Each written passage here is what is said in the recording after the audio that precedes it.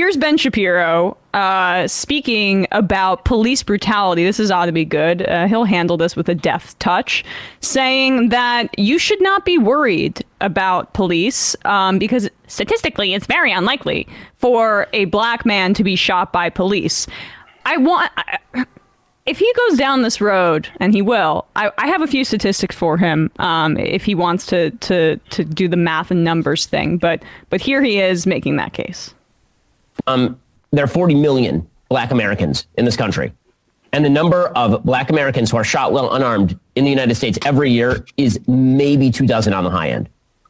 If you are deeply worried every time you get in a car that you're going to get shot by a cop, you are misprioritizing your worries. You are statistically inaccurate in your worries. By the way, all right, pause for a sec.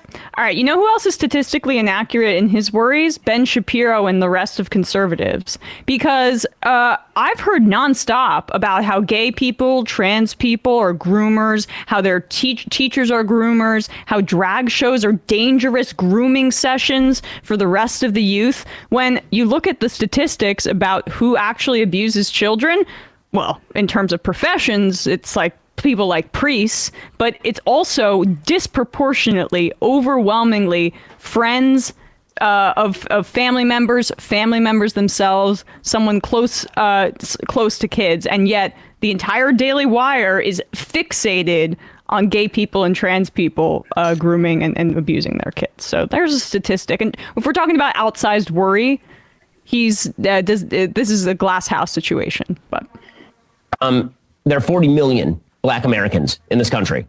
And the number of black Americans who are shot while unarmed in the United States every year is maybe 2 dozen on the high end. If you are deeply worried every time you get in a car that you're going to get shot by a cop, you are misprioritizing your worries. You are statistically inaccurate in your worries. By the way, I was under the impression that pretty much everybody, like in driver's ed, is told how to handle it when a cop pulls you over.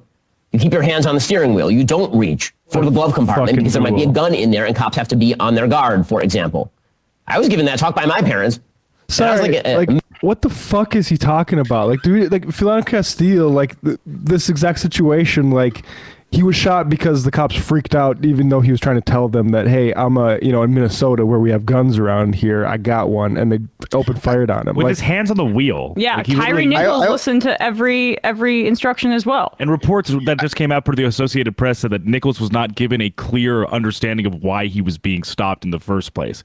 So it's just like, what if I told you, Ben, that people do all of these things and still get shot by police? Yeah. Well, I think that's also like one thing that people have just shifted their belief system about the belief that it's completely reasonable that the most important thing to a cop should be that they get home safe. And that is just not the case. I don't understand how we got to this point where, like, and I think it's because people are very willing, because we're an individualistic society, to look at every individual and go like, that could be me in their place, as opposed to like, no, when you put on this uniform, it's supposed to be you're a symbol of something different, and therefore you have different responsibilities than the average person. And so they're like, well, if it's between a cop going home alive and a citizen going home alive, you can't blame the cop for prioritizing himself. And it's like, yes, you can. Like, because if you don't, you end up with Uvalde, and they're desperate to pretend like those two things aren't like linked, that like those cops standing outside that classroom and outside that building for hours or whatever is not linked to this belief that is widely spread uncritically, that cops are allowed to be as jumpy and scared of citizens to the point in which it results in citizens' death and not their own as possible. And it's totally reasonable. And it just isn't. It isn't reasonable. You can't do your job if you're like that as a cop, obviously. Yeah, and to use his own kind of obsession with statistics against him, there's a bit of a gulf in what we have statistically, because so much of police data up to this point was based on self-reporting to the FBI. By lawless criminal organizations, which is what you should think of police until we do get them under control. But the data that we do have, just really quickly, like the Washington Post compiled this in like 2015, 2016, that black men are 2.5 times more likely than a white man to get shot by cops in their lifetime. And they're also statistically way more likely to have interactions with cops.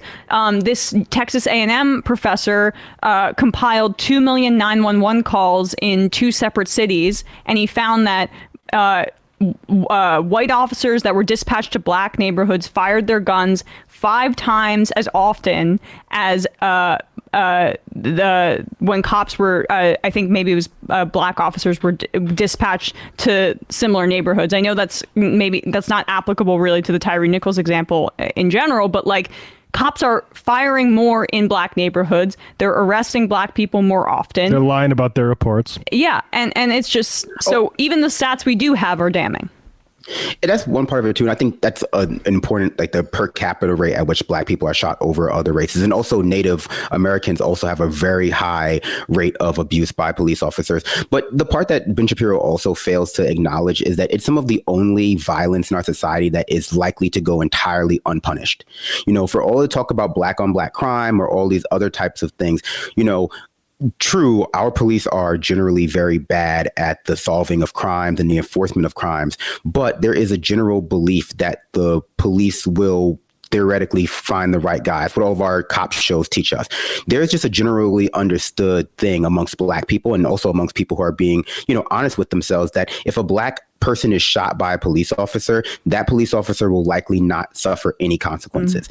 And that's just not something that as a society, you know, one of the purposes of a society is that it can guarantee you certain outcomes in certain situations that as a private person, that's not in in a place without society, you wouldn't be able to guarantee yourself, like recompense for someone like attacking you, stealing your property. But in this case, our society has largely said that if you are the victim of abuse from a police officer, you have no recourse really. You might be lucky to get a multi-million-dollar settlement if you're alive after, but maybe your family will just get it. And that's just different from the way we treat other types of violence. Yeah. Yeah. Even rhetorically. Go ahead, Binder.